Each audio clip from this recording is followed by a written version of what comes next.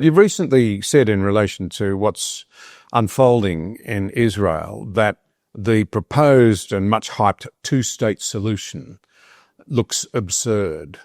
Can you elaborate? Well, in several ways, but the immediate way is this.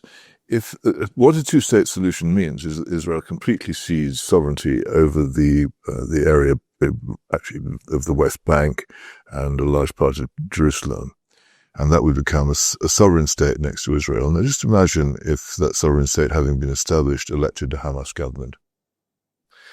And there was nothing between Israel, indeed the very heart of Israel and its capital, except a fence or maybe a wall.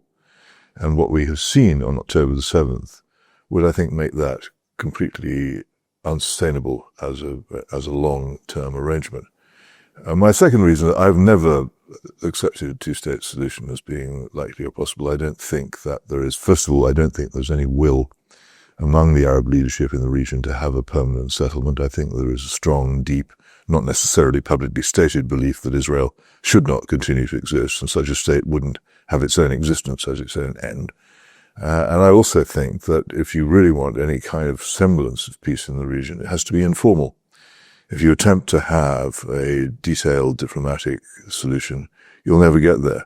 The Israelis will never be prepared to concede enough, and the Arab side will never be prepared to put their name to such a thing. And also there was a very interesting point made by Yasser Arafat when he was still among us. He said, I don't want to be mayor of Jericho. As leader of the great world Palestinian movement, he was an international figure. As leader of a small, poor country in the Middle East without very much in the way of resources or armed forces, he would be a very minor figure. And you can see why that wouldn't appeal. I don't think it's workable, but on the other hand, I think there's a great deal of willingness to live and work together among the people of the region, which is often demonstrated when they're given the chance to do so. But I would steer miles away from trying to formalize it. And I'm always haunted by a conversation I had with an Arab-Israeli colleague from that very interesting group of people, the Arab Israelis, who are among the most thoughtful in the world for obvious reasons, with who and where they are. And we were driving up through the north end of Israeli Jerusalem, trying to get into Ramallah in the Palestinian Authority area, which has now become quite a maze, and he knew the way. But as we wound round all these side roads and dodged roadblocks, he said, for the good old days before we had peace.